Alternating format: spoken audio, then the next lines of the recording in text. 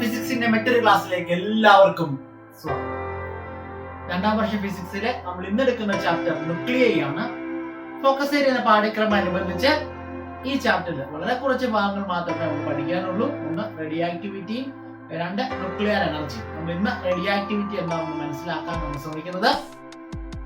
എങ്കിലും radio activity തുടങ്ങുന്നതിന് മുമ്പ് കുറച്ച് പ്രിലിമിനറി ആയിട്ടുള്ള കാര്യങ്ങൾ പറഞ്ഞുകൊണ്ട് നമുക്ക് തുടങ്ങാം. കഴിഞ്ഞ ചാപ്റ്ററിൽ നമ്മൾ പഠിച്ചതാണ് ആൽഫ പാർട്ടിക്കിൾ സ്കാറ്ററിംഗ് എക്സ്പെരിമെന്റിലൂടെയും അതുപോലെ തന്നെ ബോറാറ്റ മോഡലിലൂടെയും ഒക്കെ മനസ്സിലാക്കിയതാണ് ഒരു ആറ്റത്തിന്റെ major part of the mass concentrate ചെയ്തിരിക്കുന്നത് എവിടെയാണ്? അതിന്റെ ന്യൂക്ലിയസിലാണ്. ഒരു ആറ്റത്തിന്റെ റേഡിയസ് എന്ന് പറയുന്നത് ഏകദേശം 10⁻⁻10 മീറ്റർ അളവിലാണുള്ളത്. അതുപോലെ തന്നെ ന്യൂക്ലിയസിന്റെ റേഡിയസ് എന്ന് പറയുന്നത് ഏകദേശം 10⁻14 മുതൽ 10⁻15 മീറ്റർ വരെയുള്ള റേഡിയസിലാണ് ഉള്ളത് ന്യൂക്ലിയസിന്റെ റേഡിയസ് എന്ന് പറയുന്നത്. അപ്പൊ എത്രത്തോളം ചെറുതാണെന്ന് നമുക്കറിയാം. ഒരു ആറ്റത്തിന്റെ കേസിൽ ന്യൂക്ലിയസിന്റെ സൈസ് എന്ന് പറയുന്നത് വളരെയധികം ചെറുതാണ്. നമ്മളെ അനുമാനങ്ങൾക്കൊക്കെ അപ്പുറത്താണ് ആ ആറ്റത്തിന്റെയും ന്യൂക്ലിയസിന്റെയും ഒക്കെ സൈസുകൾ എന്ന് പറയുന്നത്. ഒരു ന്യൂക്ലിയസിനുള്ള ആൾക്കാർ ആരൊക്കെയാണ്? നമുക്കറിയാം, പ്രോട്ടോൺസും ന്യൂട്രോൺസുമാണ്. അവർ ഒരുമിച്ച് ചേർത്ത് വിളിക്കുന്ന പേരാണ് ന്യൂക്ലിയോൺസ്. ന്യൂക്ലിയസിനുള്ളിലെ ഒരു പ്രോട്ടോണിന്റെ ചാർജ് എന്ന് പറയുന്നത് നമുക്കറിയാം പോസിറ്റീവ് 1.6 × 10⁻⁻19 കൂളംബാണ്. അപ്പൊ ഒരു പ്രോട്ടോണിന്റെ മാസ് എത്രയാണ്? ഒരു പ്രോട്ടോണിന്റെ മാസ് ഇത്രയായിരിക്കാം. ഇത് ചാർജ് ആണ്. മാസ് എന്ന് പറയുന്നത് 1.6726 × 10⁻⁻27 കിലോഗ്രാം ആയിരിക്കും. ഇത് രണ്ടും ആരുടെയാണ്? ഇത് രണ്ടും പ്രോട്ടോണിന്റെ ചാർജും മാസുമാണ്. നിങ്ങൾ ഇതിനെ വിളിക്കുന്ന പേര് 1 AMU എന്നാണ്, അറ്റോമിക് മാസ് യൂണിറ്റ് എന്നാണ് ഇതിനെ വിളിക്കുന്നത്. ഒരാറ്റത്തില് നമ്പർ ഓഫ് പ്രോട്ടോൺസിനെ സൂചിപ്പിക്കുന്ന ലെറ്റർ Z ആണ് അല്ലേ? അറ്റോമിക് നമ്പർ എന്ന് വിളിക്കാം. Atomic number. ഒരു ന്യൂട്രൽ ആയിട്ടുള്ള ആറ്റത്തില് നമ്പർ ഓഫ് പ്രോട്ടോൺസ് തന്നെ ആയിരിക്കും എന്ത്? നമ്പർ ഓഫ് ഇലക്ട്രോൺസ് എന്നും പറയുന്നത്. മാസ് നമ്പർ എന്ന് വെച്ചാൽ എന്താണ്? മാസ് നമ്പർ എന്ന് വെച്ചാല് it is the number of ആരായിരിക്കും? Number of protons and neutrons ആയിരിക്കും അല്ലെ? ന്യൂക്ലിയോൺസിന്റെ എണ്ണമാണ് മാസ് നമ്പർ. അറ്റോമിക് നമ്പർ എന്താണ്? നമ്പർ ഓഫ് പ്രോട്ടോണുകളാണ് അറ്റോമിക് നമ്പർ എന്ന് പറയുന്നത്. അങ്ങനെയാണെങ്കിൽ A-Z എന്ന് പറയുന്നത് എന്നാ കിട്ടും? Number of protons plus number of neutrons ആണ് A എന്ന് പറയുന്നത്. അതിൽ നിന്ന് നമ്പർ ഓഫ് പ്രോട്ടോൺസ് കുറച്ചാൽ ആരെ കിട്ടും? നമ്പർ ഓഫ് ന്യൂട്രോൺസിനെയും കിട്ടും. ഒരു എലമെന്റ് X ആണെങ്കിൽ അതിന്റെ മാസ് നമ്പർ എവിടെ എഴുതും? അതിന്റെ അറ്റോമിക് നമ്പർ എവിടെ എഴുതും എന്നും നിങ്ങൾക്കറിയാം. ഒരു എക്സാമ്പിൾ പറഞ്ഞാല് ഓക്സിജന്റെ കേസില് മാസ് നമ്പർ 16 ആണ്, അറ്റോമിക് നമ്പർ 8 ആണ്. അതിന്റെ അർത്ഥം നമ്പർ ഓഫ് പ്രോട്ടോൺസ് എന്ന് പറയുന്നത് 8 ആണ്. നമ്പർ ഓഫ് ന്യൂട്രോൺസ് എന്ന് പറയുന്നത് അപ്പോൾ എത്രയായിരിക്കാം? 16 - 8 ആയിരിക്കും. നമ്പർ ഓഫ് ന്യൂട്രോൺസ് എന്ന് പറയുന്നത് അതും എന്താണ്? 8 ആണ്. അപ്പൊ ഇത്രയൊക്കെയാണ് നമുക്ക് ന്യൂക്ലിയസിനെ കുറിച്ച് പ്രിലിമിനറി ആയിട്ട് നമുക്കൊന്ന് പറയാനുള്ളത്. ഇനിയും ധാരാളം കാര്യങ്ങളുണ്ട് അറിയുന്നതിന് വേണ്ടി. ന്യൂക്ലിയസിന്റെ സൈസ് ഉണ്ട്, ന്യൂക്ലിയസിന്റെ മാസ് ഉണ്ട്, ന്യൂക്ലിയസിന്റെ ഡെൻസിറ്റി ഉണ്ട്. തൽക്കാലം ആ ഭാഗമൊക്കെ ഞാൻ സ്കിപ്പ് ചെയ്യുവാണ്. ഫോക്കസ് ഏരിയയിൽ തൽക്കാലം നമുക്ക് റേഡിയോ ആക്ടിവിറ്റി എന്ന ടോപ്പിക്കിലേക്ക് ശ്രദ്ധ നോക്കാം. റേഡിയോ ആക്ടിവിറ്റി എന്നത് എല്ലാ എലമെന്റ്സും കാണിക്കുന്ന ഒരു പ്രോപ്പർട്ടി അല്ല. കണ്ടുപിടിക്കപ്പെട്ടിട്ടുള്ള ഏകദേശം 1500ഓളം ന്യൂക്ലിയൈകളിൽ നിന്ന് 260ഓളം ന്യൂക്ലിയൈസ് മാത്രമാണ് സ്റ്റേബിൾ ആയിട്ടുള്ളത്, സ്റ്റെബിലിറ്റി കാണിക്കുന്നത്. അങ്ങനെയാണെങ്കിൽ അൺസ്റ്റേബിൾ ന്യൂക്ലിയൈകൾ സ്റ്റേബിൾ ആകുന്നതിന് വേണ്ടി ആ ന്യൂക്ലിയസുകള് ആൽഫ പാർട്ടിക്കിൾസിനെ അല്ലെങ്കിൽ ബീറ്റ പാർട്ടിക്കിൾസിനെ പിന്നീട് ഗാമ റേഡിയേഷൻസിനെയും പുറത്തേക്ക് തള്ളുന്നതായിട്ട് കാണാം. ഈ ഗാമ റേഡിയേഷൻസ് എന്ന് പറയുന്നത് ഇലക്ട്രോമാഗ്നറ്റിക് വേവ്സ് ആണ്. ഈ ഫിനോമിനൻ ഇങ്ങനെ ആൽഫ പാർട്ടിക്കിൾസിനെയും അഥവാ ബീറ്റ പാർട്ടിക്കിൾസിനെയും കൂടെ ഗാമ റേഡിയേഷൻസിനെയും പുറത്തേക്ക് തള്ളുന്ന ഫിനോമിനയാണ് റേഡിയോ ആക്ടിവിറ്റി എന്ന് വിളിക്കുന്നത്. The emission of alpha particles or beta particles with gamma radiations is called radioactivity or this phenomena is known as radioactivity. Henri Becquerel ആണ് radioactivity കണ്ടുപിടിച്ചത്. വളരെ accidentally ആണ് radio activity കണ്ടുപിടിക്കപ്പെട്ടത്. അതിന്റെ കഥകളൊക്കെ ധാരാളം ഉണ്ട്. അത് നമുക്ക് വേറൊരു ക്ലാസ്സിൽ അതിനെ കുറിച്ച് ചർച്ച ചെയ്യാം. നമുക്കറിയാം ഒരു ന്യൂക്ലിയസിനുള്ളിൽ ആരൊക്കെ ഉണ്ട്?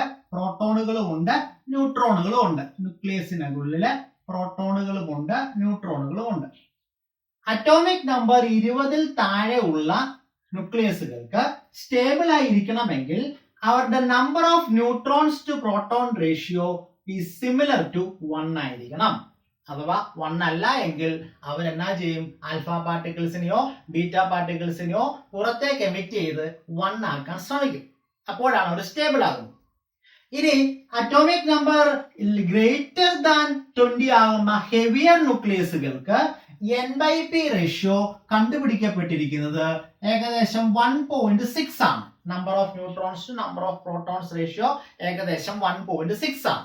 അങ്ങനെയാണെങ്കിൽ number of neutrons to number of protons ratio 1.6 ഇല്ലാത്ത ഹെവിയർ ന്യൂക്ലിയസുകൾ അത് കിട്ടുന്നതിന് വേണ്ടി എന്നാ ചെയ്യും? ഇങ്ങനെ ആൽഫ പാർട്ടിക്കിൾസിനെയോ ബീറ്റ പാർട്ടിക്കിൾസിനെയോ പുറത്തേക്ക് എമിറ്റ് ചെയ്യും. അപ്പോൾ ഇതൊക്കെയാണ് റേഡിയോ ആക്ടിവിറ്റിക്ക് കാരണം. നിങ്ങൾക്കറിയാം, ഒരു ന്യൂക്ലിയസിനുള്ളില് ഈ പറയുന്ന പോസിറ്റീവ് ചാർജ് ഉള്ള പ്രോട്ടോണുകളെ ചേർത്ത് നിർത്തുന്നത് ഇലക്ട്രോസ്റ്റാറ്റിക് ഫോഴ്സ് അല്ല, അതിലും സ്ട്രോങ്ങസ്റ്റ് ആയ ന്യൂക്ലിയർ ഫോഴ്സ് ആണ് ഈ പ്രോട്ടോണുകളെയും ന്യൂട്രോണുകളെയും ഇലക്ട്രോണുകളും തമ്മിലുള്ള ബലം എക്സ്പ്ലെയിൻ ചെയ്യുന്നത്. ന്യൂക്ലിയർ ഫോഴ്സുകൾ എക്സ്പ്ലെയിൻ ചെയ്യുമ്പോൾ ന്യൂട്രോൺ ന്യൂട്രോൺ റിലേഷൻ കാണും, ന്യൂട്രോൺ പ്രോട്ടോൺ റിലേഷൻ കാണാം, ആൻഡ് പ്രോട്ടോൺ പ്രോട്ടോൺ റിലേഷനും കാണാം. ഇത് ഏത് റിലേഷൻ ആണെങ്കിലും ഇങ്ങനെയുള്ള ന്യൂക്ലിയസുകൾക്കുള്ളില് ഈ പറയുന്ന പാർട്ടിക്കിൾസ് തമ്മിലുള്ള ബലം ന്യൂക്ലിയർ ഫോഴ്സ് ആണ്. ന്യൂക്ലിയർ ഫോഴ്സിന്റെ പ്രത്യേകത അവ ചാർജ് ഇൻഡിപെൻഡന്റ് ആണ്. അതായത് പോസിറ്റീവും അടുത്തോ അകലെയോ ഇരുന്നെന്ന് കരുതി അത് റിപ്പൽസീവോ അട്രാക്റ്റീവോ ആകണമെന്നില്ല. അതിന് പ്രത്യേകതരമായ റൂളുകളുണ്ട്. തൽക്കാലം ന്യൂക്ലിയർ ഫോഴ്സിലേക്ക് നമ്മുടെ ചർച്ച പോകുന്നില്ല. അവർ തൽക്കാലം ചാർജ് ഇൻഡിപെൻഡന്റ് ആണെന്ന് മനസ്സിലാക്കാം. നമ്മൾ 1ാം വർഷം തന്നെ പഠിച്ചിട്ടുണ്ട്. അവയൊക്കെ ഷോർട്ട് റേഞ്ച് ഫോഴ്സുകളുമാണ്. മാത്രമല്ല ഏറ്റവും സ്ട്രോങ്ങസ്റ്റ് ആയിട്ടുള്ള ഫോഴ്സുകളാണ് സ്ട്രോങ് ന്യൂക്ലിയർ ഫോഴ്സും വീക്ക് ന്യൂക്ലിയർ ഫോഴ്സും. ഇപ്പോൾ പറഞ്ഞതനുസരിച്ച് ഒരു റേഡിയോ ആക്റ്റീവ് ന്യൂക്ലിയൈ അൺസ്റ്റേബിൾ ആണെങ്കിൽ അത് ഗ്രേറ്റർ സ്റ്റെബിലിറ്റിക്ക് വേണ്ടിയാണ് എന്ത് ചെയ്യുന്നത്? ആൽഫ പാർട്ടിക്കിളിനെയും ബീറ്റ പാർട്ടിക്കിളിനെയും അഥവാ ഗാമ റേഡിയേഷൻസിനെയും പുറത്തേക്ക് തള്ളുന്നത്. റൂദർഫോർഡും സോഡിയും എന്ന 2 സയന്റിസ്റ്റുകളാണ്. Soddy SODDY. ഈ 2 പേരുമാണ് നമ്മൾ ഈ പറയാൻ പോകുന്ന 2-3 റൂൾസ് റേഡിയോ ആക്ടിവിറ്റിക്ക് ഉണ്ടാക്കിയത്. ഇവർ ആദ്യം പറഞ്ഞ 2 ബേസിക് കോൺസെപ്റ്റുകൾ എന്ന് പറയുന്നത്, ഒരു അൺസ്റ്റേബിൾ ന്യൂക്ലിയസ്, അതായത് ഡിസിന്റഗ്രേഷന് മുമ്പ്. ഡിസിന്റഗ്രേഷൻ എന്ന് വെച്ചാൽ എന്താണ്? ആൽഫ പാർട്ടിക്കിളും ബീറ്റ പാർട്ടിക്കിളും ഗാമ റേഡിയേഷൻസും ഒരു ന്യൂക്ലിയസിൽ നിന്ന് ഇറങ്ങിപ്പോയാൽ ആ പ്രോസസ്സിനെ വിളിക്കുന്ന പേരാണ് ഡിസിന്റഗ്രേഷൻ എന്ന് വിളിക്കാം. അപ്പൊ ഡിസിന്റഗ്രേഷന് മുമ്പ്, അതായത് അൺസ്റ്റേബിൾ ആയിട്ട് ഇരിക്കുമ്പോൾ ഈ ന്യൂക്ലിയസിനെ വിളിക്കുന്ന പേര് പേരന്റ് ന്യൂക്ലിയൈ എന്നാണ്. ഒരു പേരന്റ് ന്യൂക്ലിയൈ ആൽഫയോ ബീറ്റയോ ഗാമയോ പുറത്തേക്ക് ഇറക്കി കഴിഞ്ഞാൽ പിന്നെ അത് ആ പേരന്റ് ന്യൂക്ലിയയുടെ കെമിക്കൽ പ്രോപ്പർട്ടീസ് നഷ്ടപ്പെടും. അപ്പൊ അവരെ പുതുതായിട്ടാകുന്നത് ഒരു ഡോട്ടർ ന്യൂക്ലിയായിട്ടാണ്. അപ്പൊ പേരന്റ് ന്യൂക്ലിയയും ഡോട്ടർ ന്യൂക്ലിയയും എന്താണെന്ന് ഒരു ഐഡിയ കിട്ടിക്കാണും. ഞാനിപ്പോൾ അത് എഴുതി കാണിക്കാം. റുദർഫോർഡും സോഡിയും ചേർന്ന് പറഞ്ഞത്, ഇങ്ങനൊരു പേരന്റ് ന്യൂക്ലിയൈ ഡോട്ടർ ന്യൂക്ലിയൈ ആകുമ്പോൾ ഇവരുടെ മാസുകൾക്ക്, അതായത് മാസ് നമ്പറിനോ ഒരു ഇക്വേഷൻ ഉണ്ടാകുമ്പോൾ അതിന്റെ LHSലും RHSലും ഉള്ള മാസ് നമ്പറുകൾക്കോ മാത്രമല്ല ഇവരുടെ ചാർജുകൾക്കോ, ചാർജുകൾ എന്ന് പറഞ്ഞാൽ അറ്റോമിക് നമ്പറുകൾക്കോ വ്യത്യാസം ഉണ്ടാകാൻ പാടില്ല. വ്യത്യാസം ഉണ്ടാകാൻ പാടില്ല എന്ന് വെച്ചാൽ അർത്ഥം, ഒരു ഡിസിന്റഗ്രേഷൻ നടക്കുമ്പോൾ അതിന്റെ LHS ഉള്ള മാസ് നമ്പറും അറ്റോമിക് നമ്പറും തന്നെ ആയിരിക്കണം. അതായത് RHSലെ ഡിസിന്റഗ്രേഷന് ശേഷവും അവരുടെ ചാർജസിന്റെയും മാസസിന്റെയും നമ്പറുകൾ ആഡ് ചെയ്യുമ്പോൾ എന്താകണം? സെയിം ആയിരിക്കണം. അതായത് LHSലും RHSലും അറ്റോമിക് നമ്പറും മാസ് നമ്പറും എങ്ങനെയായിരിക്കണം?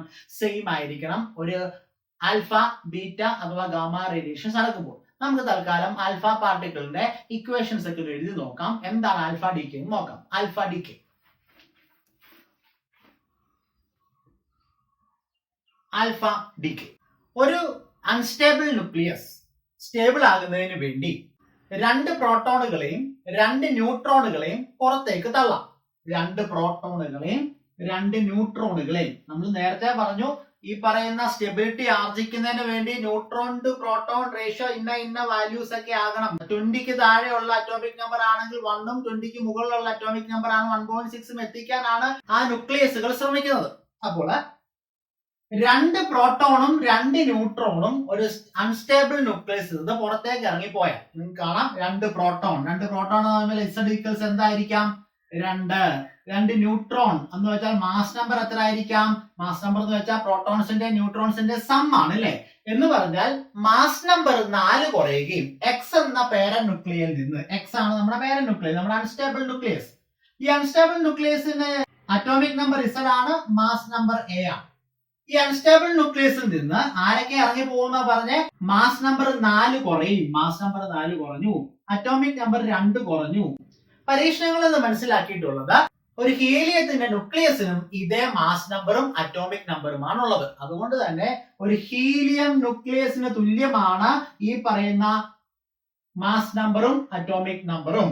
അതുകൊണ്ട് നമുക്ക് എഴുതാം, ഒരു പേരന്റ് ന്യൂക്ലിയയിൽ നിന്ന് 4 മാസ് നമ്പർ കുറയുകയും 2 അറ്റോമിക് നമ്പർ കുറയുകയും നമുക്ക് ഇങ്ങനെ അനുമാനിക്കാം ഹീലിയം ന്യൂക്ലിയസിന് തുല്യമായിട്ടുള്ള എനർജിയാണ് പുറത്തേക്ക് പോയത്. അപ്പൊ ഇനി നമുക്ക് ഈ പറയുന്ന പേരന്റ് ന്യൂക്ലിയയിലെ മാസ് നമ്പർ എത്ര കുറയും? മാസ് നമ്പർ 4 കുറയും. ആൻഡ് അറ്റോമിക് നമ്പർ എത്ര കുറയും? 2 കുറയും. ശരിയല്ലേ? മാസ് നമ്പർ 4 കുറയണം, അറ്റോമിക് നമ്പർ 2 കുറയണം. അപ്പൊ ഇനി ഇത് ആ പേരന്റ് ന്യൂക്ലിയ ആണോ? അല്ല, അയാളുടെ സ്വഭാവ സവിശേഷതയിൽ നിന്ന് മാറി ഇതൊരു പുതിയൊരു ന്യൂക്ലിയ ആണ്. അതിനെ വിളിക്കുന്ന പേരാണ് ഡോട്ടർ ന്യൂക്ലിയൈ. നമ്മൾ നേരത്തെ പറഞ്ഞ അനുസരിച്ച് റൂദർഫോർഡും സോഡിയും പറഞ്ഞ ഇതാണ്. നമ്മുടെ LHSലുള്ള ഇക്വേഷന് മാസ് നമ്പറും അറ്റോമിക് നമ്പറും കണ്ടു. അതുപോലെ തന്നെ RHSലുള്ള മാസ് നമ്പർ നോക്കിക്കാട്ടെ, A-4 ആ ഇവിടെ ഉള്ളത്, A-4. ഇവിടെ ആരാ ഉള്ളത്? ഒരു 4 ഉണ്ട്. അപ്പൊ A-4 + 4 ആൻസർ എന്തായി? A ആയി. ഇവിടെ നമുക്ക് കാണാം ചാർജുകൾ അറ്റോമിക് നമ്പർ കൊണ്ടാണ് സൂചിപ്പിക്കുന്നത്. ഇവിടെ എത്രയാണ്? 2 ആണ്. പ്ലസ് ഇവിടെ എത്രയാണ്? Z-2 ആണ്. ആൻസർ എത്രയാണ്? വീണ്ടും Z ആയി. എന്ന് വെച്ചാൽ LHSലും Aയും Z ആണ്, RHSലും Aയും Z ആണ്. സം എടുത്താൽ അപ്പൊ ഇങ്ങനെ ആയിരിക്കണം എന്നാണ് റൂദർഫോർഡും സോഡിയും പറഞ്ഞത്. അപ്പോൾ ഇതിന്റെ എക്സ്പ്ലനേഷൻ പലതരത്തിൽ കൊടുക്കാറുണ്ട്. ഒരു എക്സ്പ്ലനേഷൻ ആണ് ഇത്. അല്ലെങ്കിൽ നമുക്ക് ഇങ്ങനെ മനസ്സിലാക്കാം എന്തുകൊണ്ടാണ് മാസ് നമ്പർ 4 കുറഞ്ഞ് ഹീലിയം ന്യൂക്ലിയസിന് തുല്യമായിട്ടുള്ള എനർജിയാണ് പോയത്. ഹീലിയത്തിന്റെ മാസ് നമ്പർ എത്രയാണ്? 4. അറ്റോമിക് നമ്പർ 2 ആണ്. ഇതിനെ വിളിക്കുന്ന പേരാണ് ആൽഫ ഡികെ. നമുക്കൊരു എക്സാമ്പിളും കൂടെ നോക്കാം. വളരെ സാധാരണയായി എപ്പോഴും പറയുന്ന എക്സാമ്പിൾ ആണ് യുറേനിയം 23892. ഒരു യുറേനിയം 23892 ആൽഫ ഡികെ നടക്കുമ്പോൾ എന്ത് പറ്റും? ആൽഫ ഡികെ എന്ന് പറഞ്ഞാൽ നിങ്ങൾക്ക് അറിയാം ഹീലിയം ന്യൂക്ലിയസ് തുല്യമായിട്ടുള്ള എനർജിയാണ് പോകുന്നത്. അപ്പൊ അത് ഇറങ്ങിപ്പോയി കഴിഞ്ഞാൽ പിന്നെ 238 എത്ര മാസ് നമ്പർ കുറയണം? 4. 238 4 പോയാൽ 234. ശരിയല്ലേ? 92 എന്ന മാസ് നമ്പർ ഇത് 2 കുറഞ്ഞാൽ എത്ര പോകണം? 90. ഈ 2 അറ്റോമിക് നമ്പർ മാസ് നമ്പർ ഉള്ള ആള് പീരിയോഡിക് ടേബിളിൽ തോറിയമാണ്. അപ്പൊ ഇത് യുറേനിയത്തിൽ നിന്ന് തോറിയത്തിലേക്ക് മാറുന്ന വളരെ കോമൺ ആയിട്ടുള്ള ഒരു എക്സാമ്പിൾ ആണ് റേഡിയോ ആക്ടിവിറ്റിയുടെ ആൽഫ ഡികെ കാണിക്കുന്നതിന് വേണ്ടി. ഇത് മാത്രമല്ല, നമ്മൾ ഇത് നടക്കുമ്പോൾ എന്നാ പറ്റുമെന്ന് അറിയാമോ? വളരെയധികം എനർജിയും പുറത്തേക്ക് ഇറങ്ങി പോകാറുണ്ട് in the form of heat. അപ്പൊ നമ്മൾ പറഞ്ഞല്ലോ ധാരാളം ഹീറ്റ് എനർജി ഈ ആൽഫ ഡികെ നടക്കുമ്പോൾ റിലീസ് ആവുന്നു. ഈ റിലീസ് ആവുന്ന ഹീറ്റ് എനർജി നമ്മൾ കണ്ടുപിടിക്കാനും സാധിക്കും. റിലീസ് ആവുന്ന ഹീറ്റ് എനർജി കണ്ടുപിടിക്കുന്നത് വളരെ എളുപ്പമാണ്. ചിലപ്പോൾ നമുക്ക് പ്രോബ്ലംസ് ഒക്കെ കിട്ടിയേക്കും. ഒരു ആൽഫ ഡികെ നടക്കുമ്പോൾ തീർച്ചയായിട്ടും യുറേനിയം 238ന്റെ മാസ് വിഘടിക്കുകയാണല്ലോ. അങ്ങനെ വിഘടിക്കുമ്പോൾ ഉണ്ടായ പ്രോഡക്റ്റുകളുടെ മാസ് തീർച്ചയായിട്ടും ആ പേരന്റ് ന്യൂക്ലിയയുടെ മാസിനേക്കാളും ചെറുതായിരിക്കും. അപ്പോ പേരന്റ് ന്യൂക്ലിയയുടെ മാസിനേക്കാളും ചെറുതായിരിക്കും ഈ പ്രോഡക്റ്റുകളുടെ ടോട്ടൽ മാസ് എങ്കിൽ അവിടെ ഒരു മാസ് ഡിഫക്റ്റ് ഉണ്ട്, മാസിന് ഒരു വ്യത്യാസമുണ്ട്. അപ്പൊ ആ മാസ് ഡിഫക്റ്റ് ആണ് എന്തായിട്ട് പുറത്തേക്ക് വരുന്നത്? എനർജി ആയിട്ട് പുറത്തേക്ക് വരുന്നത്. മാസ് ഡിഫക്റ്റിനെ നമുക്ക് ഡെൽറ്റ എം എന്ന് വിളിക്കാം. E = mc² എന്ന എക്സ്പ്രഷനിൽ നമുക്ക് അവിടെ ഉണ്ടായ മാസ് ഡിഫക്റ്റ് കണ്ടുപിടിക്കാം. അപ്പോൾ E നമുക്ക് ഇങ്ങനെ എഴുതാം, E delta M into c² എന്ന് എഴുതാം. അങ്ങനെ എഴുതുമ്പോൾ ഈ delta M to c² multiply ചെയ്ത് കിട്ടുന്ന എനർജിയാണ് അവിടെ ഉണ്ടായ A very large amount of heat energy എന്ന് പറയുന്നത്. അപ്പൊ ഡെൽറ്റ എം കണ്ടുപിടിക്കേണ്ടത് എങ്ങനെയാണ്?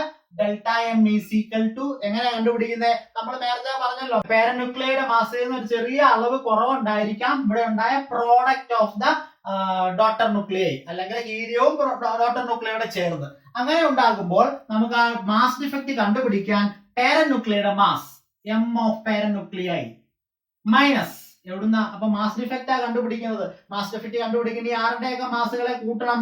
ഹീലിയം ന്യൂക്ലിയസിന്റെ മാസ് ഓഫ് ഹീലിയം പ്ലസ് പിന്നെ ആരുണ്ട്? നമ്മുടെ daughter nuclei, mass of daughter nuclei എന്ന് പറയുന്ന y. അപ്പൊ ഈ ഡിഫറൻസ് നമുക്ക് കണ്ടുപിടിക്കാൻ സാധിച്ചാൽ, ഡോട്ടർ ന്യൂക്ലിയയും പേരന്റ് ന്യൂക്ലിയയും മാസിലുള്ള ഡിഫറൻസ് നമുക്ക് കണ്ടുപിടിക്കാൻ സാധിച്ചാൽ മാസ് ഡിഫക്റ്റ് കണ്ടുപിടിക്കാൻ E = ഡെൽറ്റ എം ഇക്വേഷൻ നമുക്കറിയാം, mx - mh plus M Y ആണ് ഇൻറ്റു എന്നാ എഴുതിയാൽ മതി സി സ്ക്വയർ ആണ്. ഇതാണ് നമുക്ക് ആവശ്യമുള്ള expression to find the energy liberated during an alpha particle emission. ഇനി മറ്റൊരു കാര്യം, ഇപ്പൊ നമുക്ക് കിട്ടിയ ഇക്വേഷനിൽ നിന്ന് നമുക്ക് എനർജി അല്ലെങ്കിൽ ഹീറ്റ് എനർജി കണ്ടുപിടിക്കുന്നതിന് വേണ്ടി ഈ സി സ്ക്വയറുമായിട്ട് മൾട്ടിപ്ലൈ ചെയ്യുന്നതിന് പകരം നമുക്ക് കിട്ടുന്ന മാസ് അറ്റോമിക് മാസ് യൂണിറ്റിലാണെങ്കിൽ, അതായത് മാസ് എന്ന് പറയുന്നത് അറ്റോമിക് മാസ് യൂണിറ്റിലായിരിക്കാം പ്രോബ്ലംസിലേക്ക് തരുന്നത്. അങ്ങനെയാണെങ്കിൽ അറ്റോമിക് മാസ് യൂണിറ്റ് തന്നാൽ നമുക്ക് റിസൾട്ട് കിട്ടുന്നത് MEV മില്യൺ ഇലക്ട്രോൺ വോൾട്ടിലായിരിക്കും എനർജി കിട്ടുന്നത്. അതിനുവേണ്ടി നമുക്ക് ഈ കിട്ടുന്ന ഡിഫറൻസിനെ ഒരു 931 മില്യൺ ഇലക്ട്രോൺ വോൾട്ട് കൊണ്ട് മൾട്ടിപ്ലൈ ചെയ്താൽ മതി. സി സ്ക്വയർ കൊണ്ട് മൾട്ടിപ്ലൈ ചെയ്യേണ്ട ആവശ്യമില്ല. കാരണം 1 AMU എന്ന് പറയുന്നത് എന്താണെന്ന് അറിയാമോ? 931 മില്യൺ ഇലക്ട്രോൺ വോൾട്ട് ആണ്. അതുകൊണ്ടാണ്. അപ്പോ നമുക്ക് ഒരു കാര്യം കൂടെ പറയാം. നമുക്ക് കിട്ടുന്ന മാസിന്റെ വാല്യൂസ് ഒക്കെ ആറ്റോമിക് മാസ് യൂണിറ്റ് ആണെങ്കിൽ സി സ്ക്വയർ കൊണ്ട് മൾട്ടിപ്ലൈ ചെയ്യേണ്ട പകരം ഈ കിട്ടുന്ന ഡിഫറൻസിനെ 931 MEV കൊണ്ടങ്ങ് മൾട്ടിപ്ലൈ ചെയ്താൽ മതി. കാരണം ഒരു അറ്റോമിക് മാസ് യൂണിറ്റ് എന്ന് പറയുന്നത് 931 മില്യൺ ഇലക്ട്രോൺ വോൾട്ട് ആയതുകൊണ്ടാണ്. നമുക്കൊരു പ്രോബ്ലം ഒന്ന് ചെയ്ത് നോക്കാം.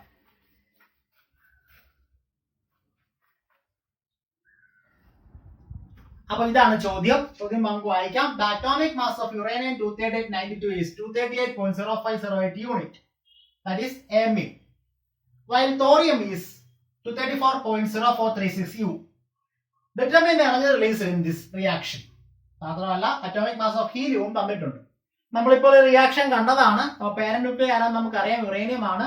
തോറിയം ഡോട്ടർ ന്യൂക്ലിയർ ആണ്. ഹീലിയം ന്യൂക്ലിയസ് അതിൽ നിന്ന് ഇറങ്ങിപ്പോയ ആൽഫ പാർട്ടിക്കിളുമാണ്. അപ്പൊ നമുക്ക് ആദ്യം നമുക്ക് തന്നിട്ടുള്ളത് അറ്റോമിക് മാസ് ഓഫ് യുറേനിയം ഒന്ന് എഴുതാം. അറ്റോമിക് മാസ് ഓഫ് യുറേനിയം എത്രയാണ്? 238.0508 ആണ്. അതുപോലെ തന്നെ അറ്റോമിക് മാസ് ഓഫ് തോറിയം എത്രയാണ്? അതും തന്നിട്ടുണ്ട് നമുക്ക്. 234.0436 U ആണ്. ഇത്രയും കാര്യങ്ങൾ നമുക്ക് തന്നിട്ടുണ്ട്. ഇനി നമുക്ക് അറ്റോമിക് മാസ് ഓഫ് ഹീലിയം തന്നിട്ടുണ്ട്. അത് എത്രയാണ്? ഹീലിയത്തിന്റെ അറ്റോമിക് മാസ് അത് നമുക്ക് തന്നിരിക്കുന്നത് 4.0026 U ആണ്. അപ്പൊ നമുക്ക് ഇപ്പോൾ mass of the parent nuclear അറിയാം, MX അറിയാം. Mass of the daughter nuclear and helium അറിയാം. ബൈ പ്രോഡക്ട്സിന്റെയും അറിയാം. MH പ്ലസ് MY നമുക്കറിയാം. MH പ്ലസ് MY നമുക്കറിയാം. അപ്പൊ ഇനി നമുക്ക് ഇത് രണ്ടോടും ആഡ് ചെയ്യണം, വേണ്ടേ? ഇതാണ് നമ്മുടെ പ്രോഡക്ട്സ്, ഇത് നമ്മുടെ റിയാക്ടന്റ് ആണ്, ഇത് നമ്മുടെ പ്രോഡക്റ്റ്. ആഡ് ചെയ്യാം. ഇതേ പ്ലസ് ഇത് ഒന്ന് ആഡ് ചെയ്താൽ കിട്ടുന്ന ആൻസർ, ഈ രണ്ടും ആഡ് ചെയ്താൽ കിട്ടുന്ന ആൻസർ 238.0462 U ആണ്. അപ്പോൾ റിയാക്ടന്റ് ആരാ? പേരന്റ് ന്യൂക്ലിയർ ആരാ? MX എത്രയാണ്? 238.0508 ആണ്. അതേ മൈനസ് ഇതിനോട് ആഡ് ചെയ്തില്ല, അപ്പൊ ഇതുകൂടെ മൈനസ് ചെയ്താൽ മതി.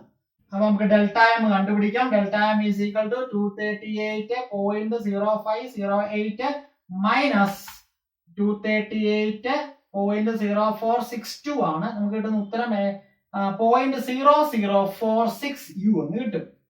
എങ്കിൽ എനർജി റിലീസ്ഡ് എന്ന് പറയുന്നത് ഈ 0.0046 മൾട്ടിപ്ലൈഡ് ബൈ 931 MEV ആയിരിക്കും. അപ്പൊ അത് മൾട്ടിപ്ലൈ ചെയ്യുമ്പോൾ കിട്ടുന്നത് 4.28 MEV ആണ് കിട്ടുന്നത്. 4.28 MEV. അപ്പൊ അങ്ങനെ നമുക്ക് ഇങ്ങനെയുള്ള പ്രോബ്ലംസ് സോൾവ് ചെയ്യാൻ പറ്റും. അപ്പോ ഇങ്ങനെ റിലീസ് ചെയ്യുന്ന energy is shared by the daughter nuclei and the alpha particle. നമ്മൾ നേരത്തെ പറഞ്ഞായിരുന്നല്ലോ, യുറേനിയം 23892 എന്ന് പറയുന്നത് ഡിസിന്റഗ്രേറ്റ് ചെയ്ത് ഹീലിയം ന്യൂക്ലിയസ് ആയിട്ട് മാറി. പിന്നെ എന്താണ്? പ്ലസ് ഡോട്ടർ ന്യൂക്ലിയർ ആയ തോറിയം ആയിട്ട് മാറി. തോറിയം ആകുമ്പോൾ 234 90 മാറി. ഇവിടെ നമ്മൾ N/P റേഷ്യോ എടുത്താൽ 1.58 ആണ് കിട്ടുന്നത്. 1.58 കിട്ടുന്നത് എങ്ങനെയാണെന്ന് അറിയാമോ? നമ്പർ ഓഫ് ന്യൂട്രോൺസ് ഇവിടെ കണ്ടുപിടിക്കാൻ 238 - 92 അവയെ ഡിവൈഡ് ബൈ പ്രോട്ടോണുകളുടെ എണ്ണം, അതാണ് 1.58 എന്ന് പറയുന്നത്. നമുക്ക് ഇതേപോലെ N/P റേഷ്യോ നോക്കിയാൽ, അങ്ങനെ അൺസ്റ്റേബിൾ ന്യൂക്ലിയസ് ആയ യുറേനിയം തോറിയം ആയപ്പോൾ N/P റേഷ്യോ എന്ന് പറയുന്നത് 1.6 ആയിരുന്നു. നമ്മൾ നേരത്തെ പറഞ്ഞു അറ്റോമിക് നമ്പർ 20ൽ കൂടുതലാണെങ്കിൽ N/P റേഷ്യോ ആവശ്യമായിട്ടുള്ളത് 1.6 ആണ്. ഇതോടെ അവിടെ നിന്ന് ഓർത്തിരിക്കും. അടുത്ത നമുക്ക് ബീറ്റ ഡിക്ക് എന്താണെന്ന് നോക്കാം. ബീറ്റ ഡിക്ക് ഒരു ബീറ്റ ഡിക്ക് നടക്കുമ്പോൾ ഒരു ഇലക്ട്രോണിന് തുല്യമായിട്ടുള്ള എനർജിയാണ് ഒരു ന്യൂക്ലിയസിൽ നിന്ന് പുറത്തേക്ക് പോകുന്നത്. It is a phenomena of emission of electron from a radioactive nucleus. ഇനി എങ്ങനെയാണ് ഇതിന്റെ ഇക്വേഷൻസ് എഴുതുന്നത് നമുക്ക് നോക്കാം. നമ്മൾ പറഞ്ഞു നമ്മുടെ പേരന്റ് ന്യൂക്ലിയർ ആണ് X ന്റെ അറ്റോമിക് നമ്പർ ആണ് Z, മാസ് നമ്പർ ആണ് A. ഇപ്പൊ നമ്മൾ പറഞ്ഞതനുസരിച്ച് ഒരു ബീറ്റാ ഡീക്കേ നടക്കുമ്പോൾ ഇലക്ട്രോൺ തുല്യമായിട്ടുള്ള എനർജിയാണ് പോകുന്നത്. അപ്പോ ഇത് പഠിക്കുമ്പോൾ നമുക്ക് രണ്ട് കാര്യങ്ങൾ പ്രധാനമായിട്ട് ഓർത്തിരിക്കും. ബീറ്റാ ഡീക്കേ രണ്ട് തരത്തിലുണ്ട്. ഒന്ന് ബീറ്റ മൈനസ് ഡീക്കേ എന്ന് പറയാം, രണ്ടാമത്തേനെ വിളിക്കുന്ന പേരാണ് ബീറ്റ പ്ലസ് ഡീക്കേ. ഒരു ബീറ്റ മൈനസ് ഡീക്കേ നമ്മൾ ആദ്യം നോക്കുന്നത്, അതിനെയാണ് നമ്മൾ ഒഫീഷ്യലി ബീറ്റ ഡീക്കേ എന്ന് തൽക്കാലം നമ്മൾ പറയുന്നത്. നമ്മളിപ്പോ പറഞ്ഞു അതിന് ഇലക്ട്രോൺ തുല്യമായിട്ട് എനർജി അല്ലേ പുറത്തേക്ക് പോകുന്നത്. അപ്പൊ ഇലക്ട്രോൺ തുല്യമായിട്ട് എനർജി ആകുമ്പോൾ ഇലക്ട്രോണിന്റെ മാസ് തീരെ ചെറുതാണ്, വളരെ ചെറുതാണ് അല്ലെ. ഇലക്ട്രോണിന്റെ മാസ് അതുകൊണ്ട് തന്നെ പ്രോട്ടോണെ ന്യൂട്രോണായിട്ട് കമ്പയർ ചെയ്യുമ്പോൾ വളരെയധികം നെഗ്ലിജിബിൾ ആണ്. ഒരു ഇലക്ട്രോൺ 1836 ടൈംസ് മാസ് കുറവാണ് ഒരു പ്രോട്ടോണേക്കാളും. അതുകൊണ്ട് തന്നെ ഇലക്ട്രോണിന്റെ മാസിന് നമ്മൾ തീരെ നെഗ്ലിജിബിൾ ആയതുകൊണ്ട് ഈസ് അസ്യൂംഡ് ആസ് സീറോ. അപ്പൊ ഇലക്ട്രോൺ തുല്യമായിട്ടുള്ള എനർജി പോവല്ലോ. അങ്ങനെയാണെങ്കിൽ നമ്മുടെ Y എന്ന് പറയുന്ന ഡോട്ടഡ് ന്യൂക്ലിയുടെ പ്രത്യേകത എന്താ? മാസ് നമ്പറിന് വ്യത്യാസമുണ്ടോ? ഇല്ല, mass number remains same. Atomic number എണ്ണാൻ പറ്റും. നേരത്തെ പറഞ്ഞല്ലോ നമ്മള് സോഡിയുടെ റുദർഫോർഡിന്റെ കോൺസെപ്റ്റുകൾ അനുസരിച്ച് രണ്ട് സൈഡിലെയും ചാർജ് നമ്പറും അതായത് അറ്റോമിക് നമ്പറും മാസ് നമ്പറിന്റെ എഫക്റ്റീവ് വാല്യൂ എന്തായിരിക്കണം? സെയിം ആയിരിക്കണം. അപ്പൊ ഇവിടെ നമുക്ക് നോക്കാം, നമ്മുടെ ചാർജ് -1 ആണ്. ചാർജ് ഒന്ന് കുറഞ്ഞു. അപ്പൊ നമ്മുടെ ചാർജ് എന്ന് പറയുന്ന അറ്റോമിക് നമ്പർ എഴുതുമ്പോൾ വീണ്ടും Z ആകണമെങ്കിൽ എന്നാ ചെയ്യണം? ഒരു +1 കൊടുക്കണം. Z +1 -1 എന്താണ്? Z ആണ്. അപ്പൊ ഇതാണ് ഒരു ബീറ്റാ ഡീക്കേയുടെ എക്സ്പ്രഷൻ. ഇവിടെ നമുക്ക് കാണാം ബീറ്റാ ഡീക്കേ നടക്കുമ്പോൾ mass number remains same and atomic number increases by 1 ആണ് according to Rutherford and Soddy. ഇത് ഒരു എക്സ്പ്ലനേഷൻ. മറ്റൊരു തരത്തിൽ പറഞ്ഞാൽ ഒരു ബീറ്റാ ഡീക്കേ നടക്കുമ്പോൾ ഈ ന്യൂക്ലിയസിനുള്ളിൽ ഒരു ന്യൂട്രോൺ എന്തായിട്ട് മാറുമെന്ന് അറിയാമോ? ഒരു പ്രോട്ടോൺ ആയിട്ട് മാറും. പ്ലസ് ഇലക്ട്രോണിന് തുല്യമായിട്ടുള്ള എനർജി ആയിട്ടും മാറും. അപ്പൊ ആക്ച്വലി ഒരു ബീറ്റാ ഡീക്കേ നടക്കുമ്പോൾ ന്യൂക്ലിയസിന്റെ പുറത്തുള്ള റിവോൾവ് ചെയ്യുന്ന ഇലക്ട്രോൺസ് അല്ല പുറത്തേക്ക് എമിറ്റ് ചെയ്യുന്നത്, പക്ഷെ ഇലക്ട്രോൺസിന്റെ മാസും അതേ ചാർജും ഉള്ള ഒരു മാസാണ് പുറത്തേക്ക് എമിറ്റ് ചെയ്യുന്നത്. അതായത് ന്യൂട്രോൺ പ്രോട്ടോൺ ആയിട്ടും പുറത്തേക്ക് ഇറങ്ങിപ്പോകാനുള്ള ഇലക്ട്രോണായിട്ട് രൂപാന്തരപ്പെടുകയാണ്. ആ ഇലക്ട്രോണെ പുറത്തേക്ക് ഇറക്കി വിടും. പ്ലസ് പുതിയൊരു പാർട്ടിക്കിൾ ഉണ്ടാവും. അതിനെ നമുക്ക് ആന്റി ന്യൂട്രിനോ എന്ന് വിളിക്കാം, which is A massless particle. അതിന്റെ പ്രസൻസ് ഡിറ്റക്ട് ചെയ്യാൻ തന്നെ വളരെയധികം ബുദ്ധിമുട്ടാണ് ആന്റി ന്യൂട്രിനോ. അപ്പൊ അതിനെ കുറിച്ചൊന്നും ഇപ്പൊ തൽക്കാലം പഠിക്കുന്നില്ല. ആന്റി ന്യൂട്രിനോ സീറോ മാസും സീറോ ചാർജും ഉള്ള ഒരു പാർട്ടിക്കിൾ ആണ് തൽക്കാലം മനസ്സിലാക്കി വെക്കാം. അപ്പൊ ആ ഒരു കോൺസെപ്റ്റ് അനുസരിച്ച് നമുക്കിപ്പോ എന്താ പറ്റിയത്? ഒരു ന്യൂട്രോൺ മാസ് നമ്പറിൽ ഉൾക്കൊണ്ടിരിക്കുന്ന ഒരു ന്യൂട്രോൺ ആണ് എന്തായിട്ട് മാറിയത്? പ്രോട്ടോൺ ആയിട്ട് മാറിയത്. അപ്പൊ ന്യൂട്രോൺ ഒന്ന് കുറഞ്ഞു, പക്ഷെ ആര് വന്നു? ഒരു പ്രോട്ടോൺ കൂടി. ഒരു പ്രോട്ടോൺ കൂടുമ്പോൾ എന്നാ പറ്റും? Mass number remains the same. ന്യൂട്രോണിന്റെ നാശം, പ്രോട്ടോണിന്റെ ചലനം. ഇനി അറ്റോമിക് നമ്പർ നോക്കുമ്പോൾ പുതുതായിട്ട് ഒരു പ്രോട്ടോൺ ഉണ്ടായില്ലേ? അപ്പൊ അറ്റോമിക് നമ്പർ എന്നാ വേണം? ഒന്ന് കൂടണം. അങ്ങനെ നമുക്ക് ഇതിനെ എക്സ്പ്ലെയിൻ ചെയ്യാൻ സാധിക്കും. രണ്ട് കോൺസെപ്റ്റുകളും നമുക്ക് പറയാം.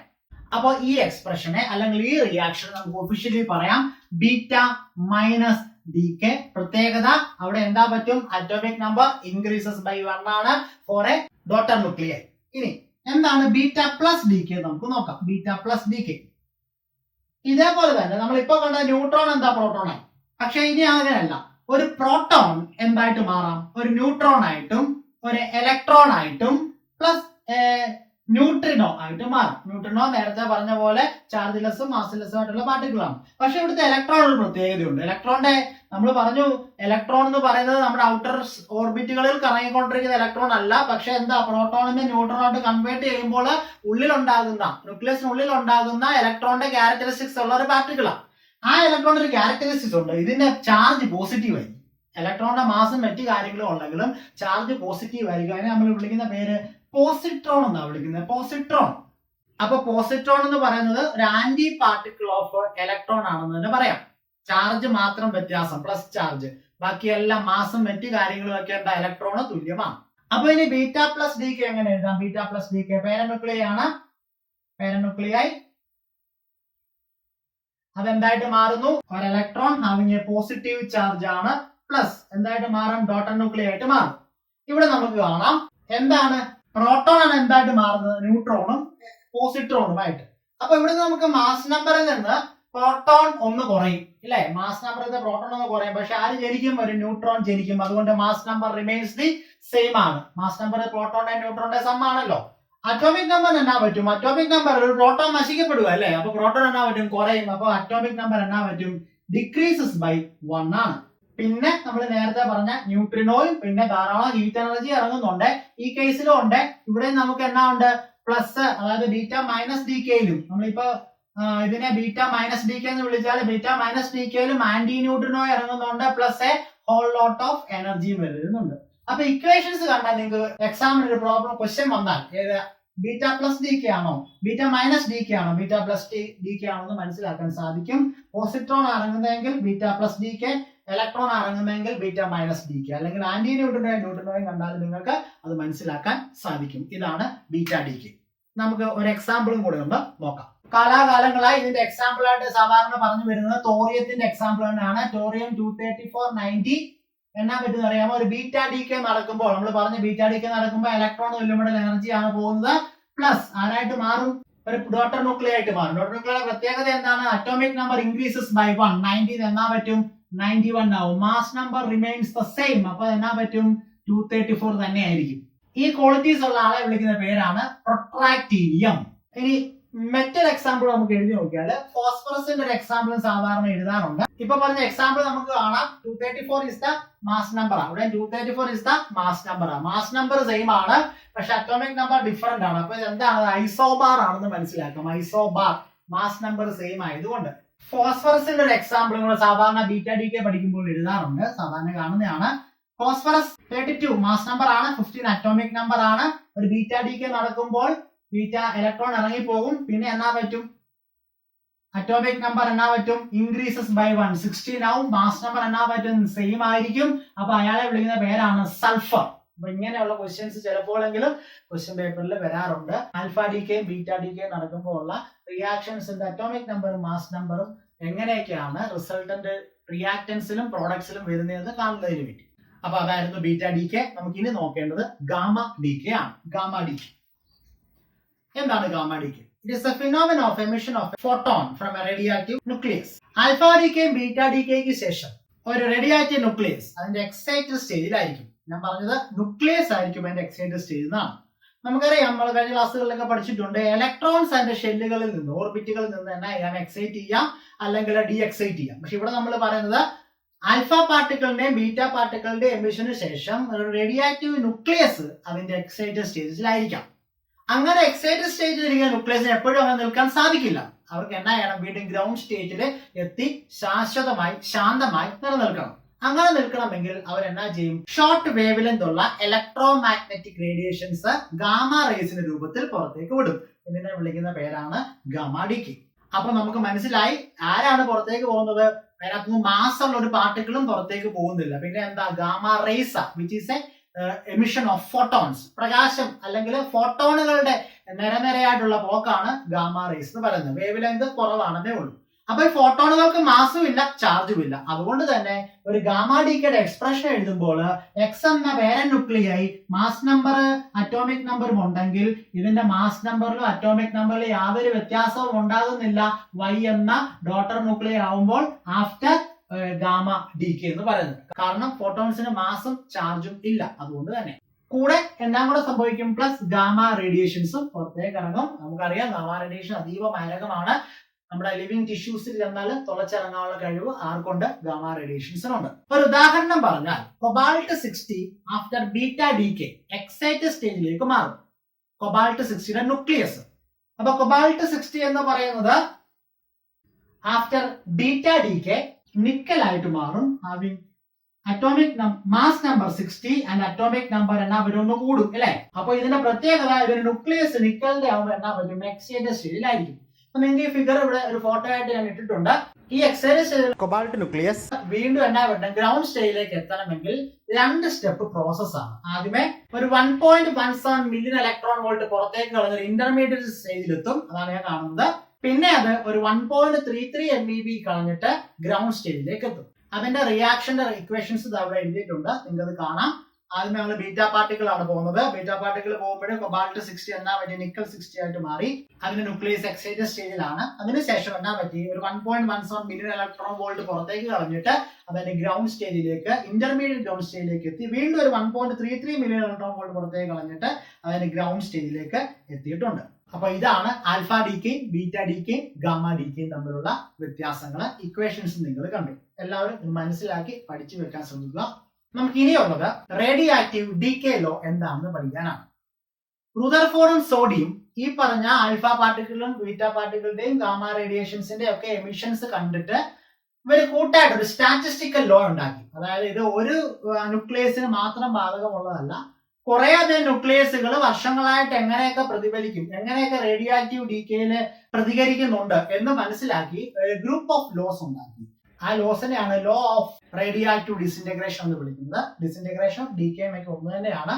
നമുക്ക് എല്ലാ ലോസും വിശദമായിട്ടൊന്നും പരിശോധിക്കുന്നില്ല. ഇപ്പോ ഒരു കുറച്ച് പ്രസക്ത ഭാഗങ്ങൾ മാത്രം പറയുന്നു. റുദർഫോർഡും സോഡിയും കൂടെ ചേർന്നുണ്ടാക്കിയ ഈ ഡിസിന്റഗ്രേഷൻ ലോസിൽ ഒന്നാമത്തത് പറഞ്ഞത് radioactivity is a spontaneous process എന്നാണ്. There is no time lag. പെട്ടെന്ന് തന്നെയാണ് ഇത് സംഭവിക്കുന്നത്. ചുറ്റുപാടുകളോ സാഹചര്യങ്ങളോ ടെമ്പറേച്ചറോ പ്രഷറോ ഒന്നും റേഡിയോ ആക്റ്റീവ് പ്രോസസ്സിനെ ബാധിക്കുന്നില്ല എന്നും കൂടി അവർ ഇതിൽ പറഞ്ഞു വെച്ചിട്ടുണ്ട്. മാത്രമല്ല ലോ ഓഫ് ചാൻസും കൂടി അവിടെ ഉണ്ട്. അതായത് ഒരു റേഡിയോ ആക്റ്റീവ് സബ്സ്റ്റൻസിൽ ഏത് ആറ്റമാണ് ആദ്യം ഡിസിന്റഗ്രേറ്റ് എന്ന് പറയാനൊന്നും കഴിയില്ല. അത് ഡിപ്പെൻഡ്സ് ഓൺ ദി ചാൻസ് ആണ്. അടുത്ത പ്രധാനമായിട്ടുള്ളത് ഡ്യൂറിംഗ് എ ഡിസിന്റഗ്രേഷൻ ഒരു ആൽഫയും ബീറ്റയും ഒരുമിച്ച് ഇറങ്ങില്ല. Either an alpha particle or a beta particle ആണ് ഡിസിന്റഗ്രേറ്റ് ചെയ്യുന്നത്. Both of them never disintegrate simultaneously. അല്ലെങ്കിൽ പുറത്തേക്ക് ഒരുമിച്ച് ഇവർ രണ്ടുപേരും കൂടെ എമിറ്റ് ചെയ്യാറില്ല. മാത്രമല്ല ഒരു സമയത്ത് ഒരു റേഡിയോ ആക്റ്റീവ് സബ്സ്റ്റൻസ് ഒന്നിൽ കൂടുതൽ ആൽഫ പാർട്ടിക്കിളിനെയോ ബീറ്റ പാർട്ടിക്കിളിനെയോ എമിറ്റ് ചെയ്യാറില്ല.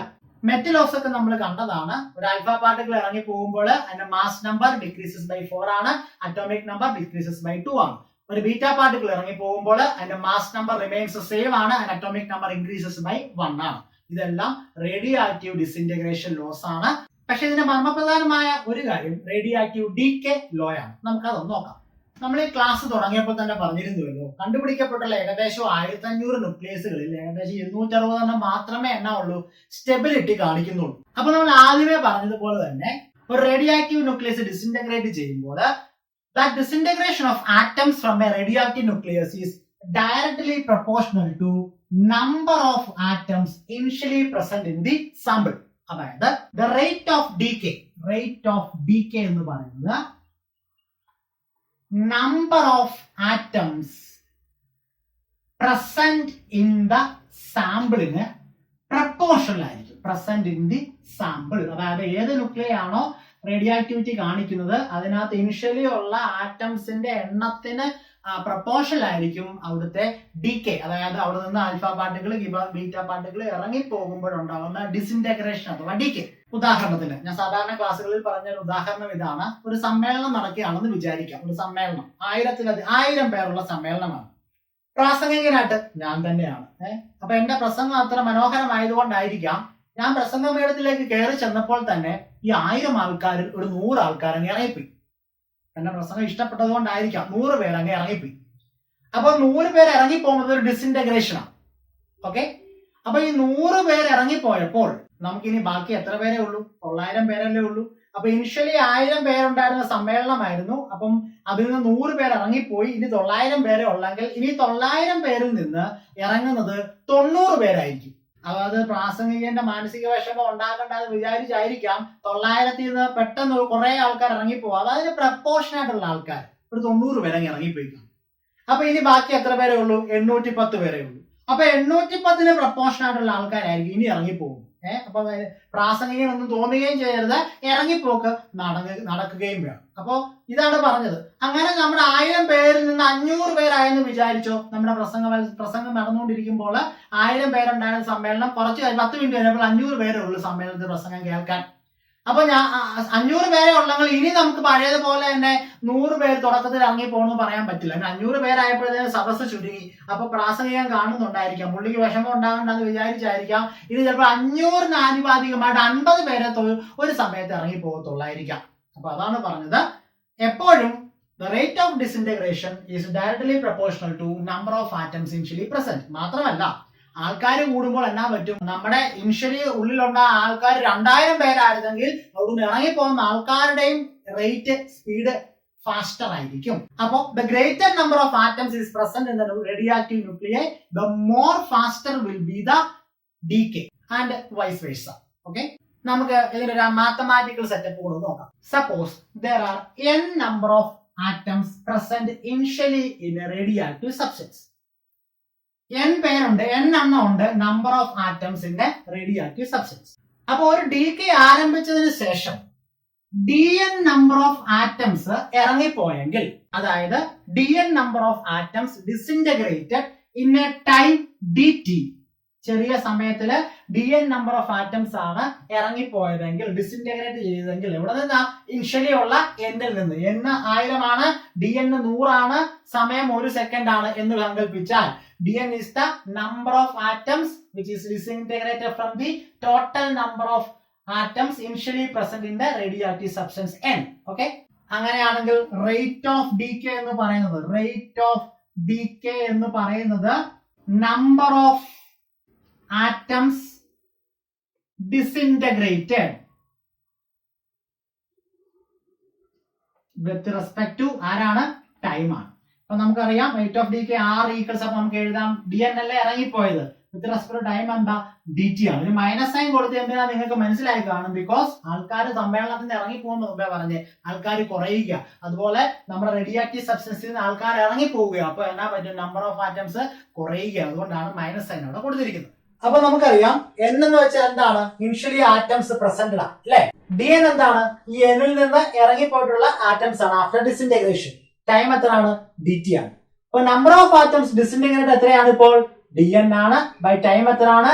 dt ആണ് അല്ലെ. അപ്പൊ നമുക്കൊരു മൈനസ് സൈൻ ഇട്ട കാര്യം നിങ്ങൾക്ക് അറിയാമായിരിക്കാം. ഡിസിന്റഗ്രേഷന് ശേഷം ആറ്റംസിന്റെ എണ്ണം എന്നാ പറ്റുമോ? പേരന്റ് ന്യൂക്ലിയയിൽ കുറയുകയാണ്. അതുകൊണ്ടാണ്. അപ്പൊ dn ബൈ dt എന്ന് പറയുന്നതാണ് the rate of decay. Radioactive ഡീകേലോ പറഞ്ഞു എന്താണ്? This rate of disintegration is directly proportional to ആരാണ്? ഇനിഷ്യലി ഉള്ള ആറ്റംസിന്റെ എണ്ണത്തിന് പ്രൊപ്പോർഷണൽ ആണ്. ഇനിഷ്യലി എത്ര പേരുണ്ടായിരുന്നു? നമ്മൾ പറഞ്ഞത് n ആൾക്കാരാണ് ഉണ്ടായിരുന്നത് അല്ലെ. അപ്പൊ നമുക്ക് ഈ ഒരു എക്സ്പ്രഷൻ എഴുതാം. The rate of disintegration is directly proportional to the number of atoms initially present in the sample. Okay, നമുക്ക് ഈ പ്രൊപ്പോർഷണാലിറ്റി മാറ്റാൻ വേണ്ടി കോൺസ്റ്റന്റ് ഇട്ട് മൾട്ടിപ്ലൈ ചെയ്യാം. dn ബൈ dt ഈക്വൽസ് എന്നാ എഴുതാം? ലാംഡ ഇൻറ്റു n എന്ന് എഴുതാം. dn by dt equals lambda n. ലാംഡയെ വിളിക്കുന്ന പേരാണ് ഡീകെ കോൺസ്റ്റന്റ്. ഇനി നമുക്ക് ഈ എക്സ്പ്രഷൻ അറേഞ്ച് ചെയ്ത് എഴുതാം. Minus of dn by n is equal to എന്നാ എഴുതാം? ലാംഡ ഇൻറ്റു dt എന്ന് എഴുതാം. Minus of dn by n equals lambda into dt. വാല്യൂസിലൊന്നും വ്യത്യാസമില്ല. ഇപ്പൊ ഈ എക്സ്പ്രഷൻ കണ്ടാൽ അറിയാം ഇത് ഇന്റഗ്രേറ്റിന് ഉതകുന്ന രീതിയിൽ കിടക്കുകയാണ്. നമുക്ക് രണ്ട് സൈഡ് ഒന്ന് ഇന്റഗ്രേറ്റ് ചെയ്ത് നോക്കാം. Integral dn by n is equal to integral lambda into dt. ഇതിൽ ലിമിറ്റുകൾ കൊടുക്കണം. ഇന്റഗ്രേഷൻ തുടങ്ങുന്നതിന് മുമ്പുള്ള സമയം t ഈക്വൽ 0 ആയിരുന്നേ. അപ്പോൾ ഉള്ള number of atoms initially present ഞാൻ വിളിക്കുന്ന പേര് ഇനി n0 എന്ന് വിളിക്കുക. ശ്രദ്ധിക്കുക, n0 എന്നാണ് വിളിച്ചിരിക്കുന്നത്. And after A time t equals t ആയപ്പോൾ the number of atoms present inside the radioactive substance n ആണ്. അപ്പോ ലിമിറ്റ് കൊടുത്തേക്ക് ശ്രദ്ധിക്കുക. t equals 0 n0 ആണ് ഇനിഷ്യലി ഉണ്ടായിരുന്നത്. After A time t and after a particular time of disintegration the number of particles present, atoms present inside the radioactive element is n ആണ്. അങ്ങനെയാണെങ്കിൽ integrate ചെയ്ത് നിങ്ങൾക്ക് അറിയാം ഇത് നമുക്ക് ഏത് സ്റ്റൈലിലാണ് കിടക്കുന്നത്? ഇന്റഗ്രൽ 1/n dn ലാണ് കിടക്കുന്നത് അല്ലേ. 1/n into dn. Integral 1/n dn എന്താണ്? log n ആണ്. log n ലിമിറ്റ് കൊടുത്തപ്പോൾ നമ്മൾ എഴുതിയിട്ടുണ്ട്. n0 to n ആണ്. ഈക്വൽസ് ലാംഡ കോൺസ്റ്റന്റ് ആണ്, പുറത്താക്കി. ഇനി ബാക്കി എന്നാ ഉണ്ട്? ഇന്റഗ്രൽ 0 to t dt ആണ്. Integral 0 to dt answer t ആയിരിക്കും. ലിമിറ്റ് കൊടുത്തേക്കാം 0 to t വരെ. അടുത്ത സ്റ്റെപ്പിലേക്ക് നമുക്ക് ഒന്നും കൂടെ റീഅറേഞ്ച് ചെയ്ത് എഴുതാം. ഞാനൊന്ന് മായ്ക്കുകയാണേ. അറേഞ്ച് ചെയ്താല് ലോഗ് എന്നിന് അപ്പർ ലിമിറ്റും കൊടുക്കണം, ലോവർ ലിമിറ്റും കൊടുക്കണം. Upper limit minus lower limit. Log n minus log n0 equals lambda into T minus 0. T minus 0 T ആണെന്ന് അറിയാം. ടിക്ക് അപ്പർ ലിമിറ്റ് കൊടുത്തപ്പോൾ T minus tick lower limit കൊടുത്തപ്പോൾ 0. പിന്നെ നമുക്ക് ഇനി എഴുതാം ലോഗ് എ ബൈ ബി ഫോമിൽ എഴുതിയാൽ log n by n0 to the base E എന്ന് എഴുതാം. ഈക്വൽസ് ലാംഡ ഇൻറ്റു ടി ആണ്. Lambda into T. ഇതിന്റെ ഇടയ്ക്ക് ഒരു മൈനസ് സൈൻ നമ്മൾ കളഞ്ഞിട്ട് പോകും. ഇവിടെ മൈനസ് ഇല്ലായിരുന്നോ? മൈനസ് ഇവിടെ കൊടുക്കണ്ടേ? അപ്പൊ അടുത്ത സ്റ്റെപ്പിൽ ഞാൻ ആ മൈനസ് സൈൻ ഇപ്പുറത്തോട്ട് കൊടുക്കുകയാണ്. ഇവിടെ കൊടുത്തിട്ടുണ്ട്. ഇവിടെ ഒരു വണ്ണ പറ്റിയതാണ്. ഇവിടെ മൈനസ് സൈൻ വന്നതാണ്. മൈനസ് സൈൻ ഇവിടെ വന്നിട്ടുണ്ട്. ഓക്കെ, അപ്പൊ log n by n0 equals minus of lambda T എന്ന് കിട്ടി. ഇനി നമുക്ക് ഈ ലോഗരിതമിക് ടേമിനെ കളയുന്നതിന് വേണ്ടി എക്സ്പോണൻഷ്യൽ ടേം എടുത്താൽ മതി. നിങ്ങൾക്ക് അറിയാം അപ്പൊ അതിന്റെ എക്സ്പാൻഷൻ ടൈം രണ്ട് സൈഡിൽ എടുക്കുമ്പോൾ എടുത്ത് ലോഗരിതമിക് ടൈം ക്യാൻസൽ ആവും. അപ്പൊ n/n0 ഈസ് ഈക്വൽ ടു അപ്പുറം തന്നെ e⁻⁻ എന്നാ എഴുതാം, λt എന്ന് എഴുതാം. ശരിയല്ലേ? ഓർ n ഈക്വൽസ് എന്നാ എഴുതാം, n0 e⁻⁻ എന്ന് എഴുതാം. അപ്പൊ ഇതാണ് നമുക്ക് ആവശ്യമുള്ള expression with respect to radioactive decay law. The number of atoms after a disintegration time equals n equals n0 e⁻⁻ ആണ്. പ്രധാനപ്പെട്ട ഒരു എക്സ്പ്രഷൻ ആണ്. നമുക്കിനി ഇതുമായിട്ട് ബന്ധപ്പെട്ട് ഗ്രാഫ് വരയ്ക്കാം. ഗ്രാഫ് വരയ്ക്കുന്ന ആര് തമ്മിലാണെന്ന് അറിയാമോ?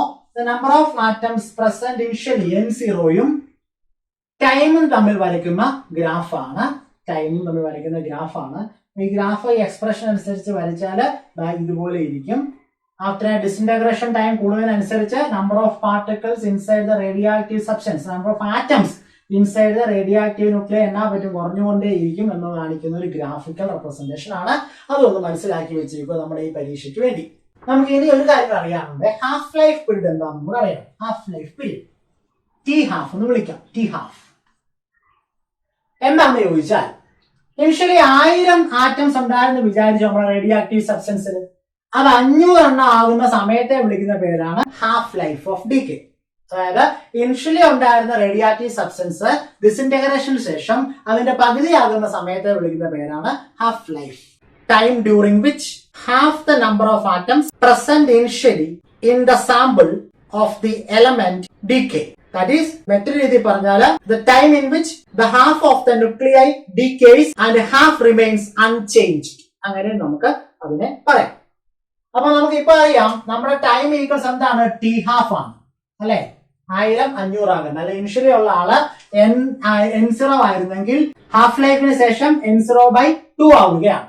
അപ്പോ ടി ഈക്വൽസ് ടി ഹാഫ് ആവുമ്പോൾ, ഹാഫ് ലൈഫ് ടൈം ആവുമ്പോൾ number of particles are kept undecayed എത്ര ആയിരിക്കും, n0/2 ആയിരിക്കും. n0 ആയത് ഇനിഷ്യലി ഉള്ളത് അതിന്റെ പകുതിയായി.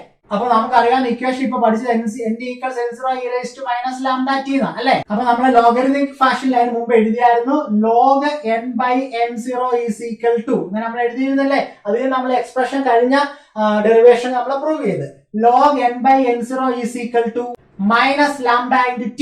നമുക്ക് പക്ഷേ ഇപ്പോഴത്തെ ടൈം എത്രയാണ്, ടി ഹാഫ് ആണ്. ഓർ log എന്നിപ്പോ എത്രയാണ്, n0/2 ആണ്. അപ്പൊ എന്നിന് പകരം എന്നാ എഴുതാം, n0/2 പിന്നെ ഡിനോമിനേറ്റർ ഉള്ള n0 to the base e equals -λ into t half ആണ്. n0യും n0യും ക്യാൻസൽ ആയി പോയാൽ log 1/2 is equal to -λ into t half ആണ്. log 1/2 log 2 inverse എന്ന് എഴുതാം, ഈക്വൽസ് -λ into t half ആണ്. 2⁻1 2 ആണെങ്കിൽ 2⁻1 -2 ആയതുകൊണ്ട് -log 2 to the base e equals -λ into t half ആണ്. രണ്ട് സൈഡിലും മൈനസ് ഉള്ളു, മൈനസും ക്യാൻസൽ ആയി പോകും. അപ്പൊ T half എത്രയായിരിക്കാം, log 2 to the base e by λ ആയിരിക്കാം. log 2ന്റെ വാല്യൂ 0.693 ആണ്. അപ്പൊ നമുക്ക് എഴുതാം ടി ഹാഫ് കണ്ടുപിടിക്കണമെങ്കിൽ 0.693/λ ആണ്, where λ is the decay constant ആണ്. ഇത് നമുക്കൊന്ന് മനസ്സിലാക്കി വെക്കണം നമ്മുടെ ഇപ്പോഴത്തെ ഹയർ സെക്കൻഡറി എക്സാമിന് വേണ്ടി. ഇനി ഞാൻ പറയാൻ പോകുന്നത് ഹാഫ് ലൈഫ് പീരീഡ് കണ്ടുപിടിക്കുന്നതിന് വേണ്ടി എൻട്രൻസ് ഉൾപ്പെടെയുള്ള എക്സാമുകൾക്കും നമ്മുടെ ബോർഡ് എക്സാമുകൾക്കും പ്രോബ്ലംസ് ചെയ്തതിന് വേണ്ടിയുള്ള ചെറിയൊരു എക്സ്പ്രഷൻ ആണ്. ഹാഫ് ലൈഫ് പീരീഡ് എന്താണ്, ഒരു റേഡിയോ ആക്റ്റീവ് ന്യൂക്ലിയയില് ഇനിഷ്യലി ഉണ്ടാകുന്ന ആറ്റംസിന്റെ എണ്ണം പകുതി ആകാനുള്ള സമയമാണ്. അപ്പോ if there are n0 number of atoms initially present inside A radio active nuclei after A time t equals t half എന്നാ പറ്റും, n ഈക്വൽസ് എന്നാ വരും, നമ്മളിപ്പോ പറഞ്ഞ n0/2 ആണ്, n0/2. അപ്പൊ നമുക്ക് എഴുതി നോക്കാം.